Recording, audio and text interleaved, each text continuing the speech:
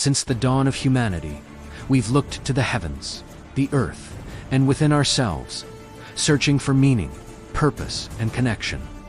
This quest has given rise to a breathtaking tapestry of beliefs and rituals we call religion. Join us as we journey back in time to explore the first chapter in this incredible story, tracing the origins of some of the world's most ancient faiths. Our story begins tens of thousands of years ago, in the prehistoric era, with animism and shamanism. Long before temples and texts, our ancestors saw the world as alive with spirits. They believed that everything, rocks, rivers, animals, and plants, possessed a life force. This is animism, the idea of a vibrant, spiritual world interwoven with our own. To navigate this world, communities relied on shamans. These spiritual specialists acted as intermediaries, communicating with spirits through rituals, trances, and sacred dances. They sought healing for the sick, guidance for the hunt, and harmony with nature. Though not a formal religion, these foundational beliefs shaped the spiritual landscape for millennia to come. As humans settled and built the first cities, their beliefs evolved. In the Fertile Crescent, between the Tigris and Euphrates rivers, arose ancient Mesopotamian religion. Around 3500 BC, civilizations like Sumer, Akkad, and Babylon built towering ziggurats to honor a complex pantheon of gods and goddesses. Deities, like Anu, the sky god, and Ishtar, the goddess of love and war, were seen as powerful, often unpredictable forces who controlled human destiny. People believed they were created to serve the gods, offering sacrifices and performing rituals to earn their favor and maintain cosmic order. Their myths, like the Epic of Gilgamesh, explored profound questions about life, death, and immortality, influencing many later traditions. Meanwhile, along the banks of the Nile, another great civilization was taking shape. Ancient Egyptian religion, flourishing from around 3100 BC, was deeply intertwined with the river's life-giving cycles.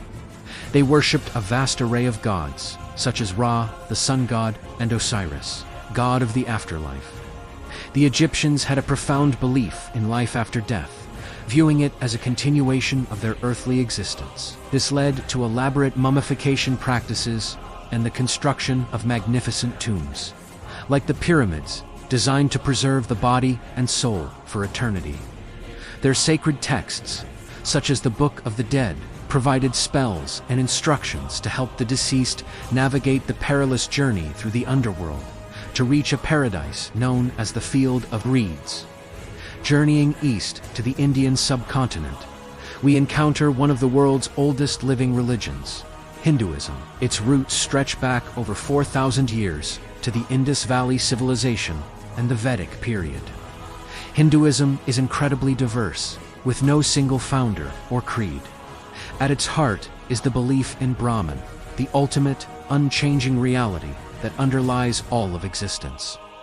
Hindus worship a multitude of gods and goddesses, who are seen as manifestations of this one supreme reality. Core concepts include dharma, one's ethical duty; karma, the law of cause and effect; samsara, the continuous cycle of birth, death, and reincarnation; and moksha, the ultimate goal of liberation from this cycle. Sacred texts like the Vedas, Upanishads, and the Bhagavad Gita provide profound spiritual guidance and philosophical insight. Around the same time, in ancient Persia, modern-day Iran, a prophet named Zoroaster introduced a revolutionary idea. Zoroastrianism, emerging around 1500 BC, is one of the world's first monotheistic faiths. It proposes a cosmic struggle between a single benevolent god, Ahura Mazda, the Lord of Wisdom, and his adversary, Angra Mainyu, the spirit of destruction.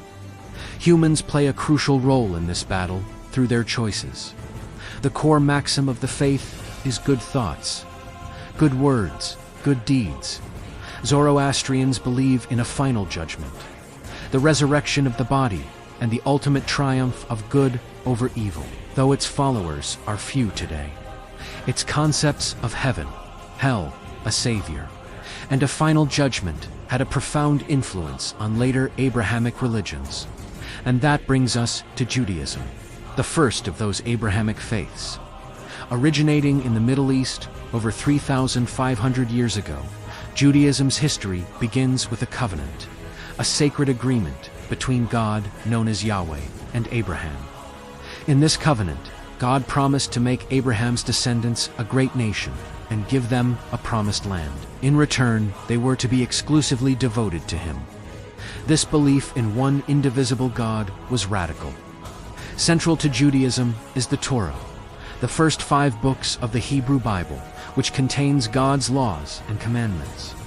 Given to the prophet Moses at Mount Sinai, Jewish life is guided by these laws, which cover everything from ethics and social justice to diet and holy days, forming a rich tradition of faith, community, and history. Back on the Indian subcontinent, around the 6th century BC, a new spiritual movement arose as a reaction to some aspects of Vedic Hinduism. This was Jainism. Its most recent and prominent teacher, Mahavira, preached a path of radical nonviolence, or ahimsa.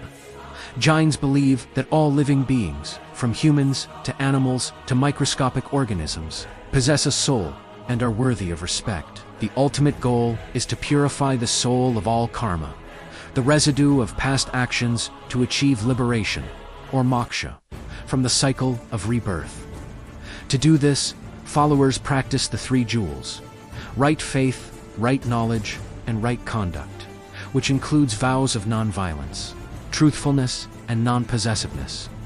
In the very same era and region, another extraordinary teacher emerged, Siddhartha Gautama, the Buddha.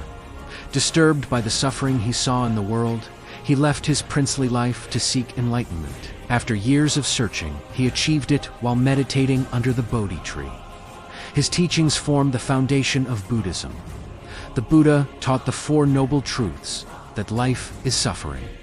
Suffering is caused by craving and attachment. Suffering can cease, and the way to end suffering is by following the Noble Eightfold Path.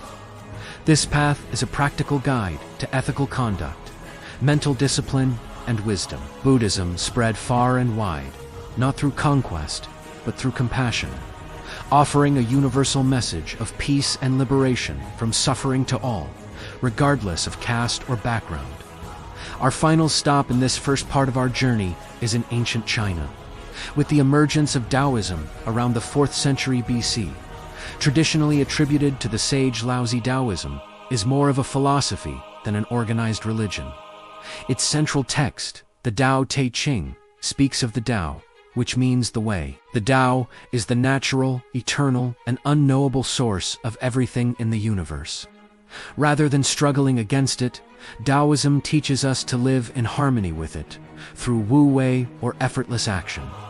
It's about flowing with life like water, embracing simplicity, humility, and spontaneity. Taoism profoundly shaped Chinese culture, influencing everything from medicine and martial arts to art and politics, encouraging a balance with the natural world, from animistic reverence for nature to the complex philosophical systems of the East. These ancient faiths laid the groundwork for human spirituality. They asked the big questions and offered a multitude of answers, shaping civilizations and the lives of billions. In our next episode, we'll continue our journey, exploring the rise of Christianity and Islam, and the diverse beliefs that have shaped our modern world. Thank you for watching, and if you found this journey enlightening, be sure to subscribe and join us for part 2.